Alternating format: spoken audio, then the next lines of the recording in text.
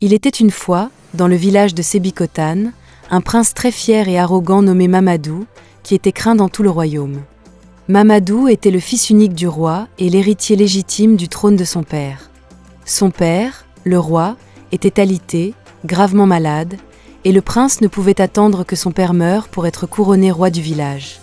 Mamadou utilisait son pouvoir et son influence pour opprimer son peuple, qui redoutait son règne à venir. Il alla même jusqu'à abuser de son statut de prince pour violer de jeunes femmes du village, qui n'osaient jamais mentionner son nom ou révéler à quiconque qu'elles avaient été violées par le prince. Une jeune fille nommée Aïssatou revenait un après-midi chaud des champs lorsque le prince Mamadou la vit et l'entraîna dans les buissons. Il la viola, la menaçant de ne jamais révéler ce qui s'était passé. Aïssatou, terrifiée par ce que le prince pourrait lui faire si elle parlait, rentra chez elle et fit comme si de rien n'était. Quelques semaines plus tard, Aïssatou réalisa qu'elle était enceinte et ne savait pas quoi faire. Sa vieille mère la surprit un matin en train de vomir et lui demanda qui était le père, mais Aïssatou ne dit rien, sachant les conséquences que cela aurait sur sa famille et elle-même. Les mois passèrent, et le ventre d'Aïssatou devint visible. Elle devint la risée du village, car tous se demandaient qui était responsable de sa grossesse. Aïssatou ne pouvait croire à quel point sa vie avait changé en un clin d'œil. Sa mère ne lui parlait plus, car elle refusait de révéler l'identité de l'homme derrière sa grossesse. Cependant, le prince Mamadou ne ralentit pas ses escapades sexuelles maléfiques. Il continua à souiller les jeunes filles du village, qui étaient terrifiées par lui. Il viola même une jeune fille nommée Fatou, qui devait se marier le lendemain. Fatou supplia le prince, lui disant qu'elle devait rester vierge pour son mari, mais Mamadou ignora ses supplications et la viola, lui volant sa virginité. Fatou, incapable d'expliquer ce qui lui était arrivé à sa famille, se noya dans le fleuve du village. Tout le village pleura sa mort, se demandant ce qui avait pu la pousser à se suicider la veille de son mariage. La nouvelle de la mort de Fatou parvint au prince, qui ne ressentit aucun remords pour ce qu'il avait fait et comment ses actions viles affectaient la vie de ses victimes. Un soir, alors que le prince Mamadou se promenait près du fleuve, il aperçut une très belle jeune fille qui puisait de l'eau seule.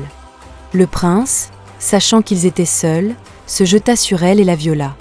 Une fois terminé, il remarqua que la jeune fille n'avait pas résisté ni crié, ce qui le troubla. Il réalisa alors que la jeune fille s'était transformée en une sirène à l'apparence féroce. Terrifié, Mamadou s'enfuit, le cœur battant la chamade. De retour au palais, il constata que sa virilité avait disparu et il poussa un cri de terreur.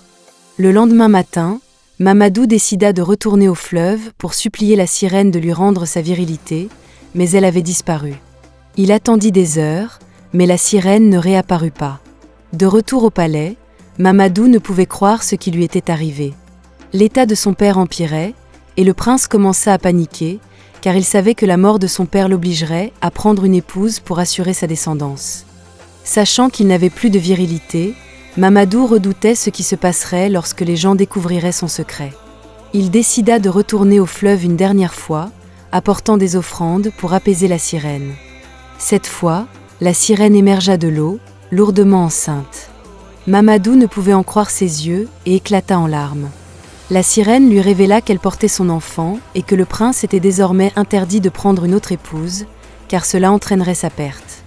Elle déclara qu'elle était maintenant sa femme, en vertu de porter son enfant, et que Mamadou devait s'attendre à la naissance de leur enfant prochainement. Après avoir parlé, la sirène retourna dans le fleuve, laissant Mamadou sous le choc. De retour au palais, il fut informé que son père voulait lui parler. Le roi lui annonça qu'il était temps pour lui de monter sur le trône et qu'une jeune fille avait été choisie pour être son épouse. Mamadou demanda ce qui se passerait s'il choisissait une autre femme, et le roi lui répondit que cela lui coûterait le trône. Mamadou, pensant un instant à la sirène, réalisa que ses espoirs étaient vains. Il avoua alors à son père tous ses crimes, y compris le viol de la sirène et la perte de sa virilité. Le roi, déçu, lui dit qu'il devait faire face aux conséquences de ses actes et demander pardon à toutes les femmes qu'il avait violées, y compris la sirène. Mamadou confessa ses crimes devant tout le village, demandant pardon à ceux qui l'avaient blessé. Alors qu'il parlait, la sirène émergea du fleuve, tenant leur enfant dans ses bras. Elle déclara que leur enfant, né de la terre et de l'eau, servirait de pont entre les deux mondes. Elle rendit sa virilité à Mamadou, mais lui interdit de se marier à une autre, le condamnant à vivre avec elle pour le reste de ses jours. Le roi, sur son lit de mort, annonça que le trône ne reviendrait pas à Mamadou, mais à un enfant nommé Souleymane, fils d'Aïssatou, une jeune femme que Mamadou avait violée des années auparavant. Souleymane fut couronné roi, apportant paix et prospérité à Sébikotane. Quant à Mamadou, il vécut en exil, élevant son enfant avec la sirène, apprenant à ses dépens que les mauvaises actions ont toujours des conséquences. La leçon de cette histoire est que le pouvoir ne doit pas être utilisé pour opprimer les autres, car chaque acte a ses répercussions. Un vrai leader sert son peuple avec humilité et intégrité.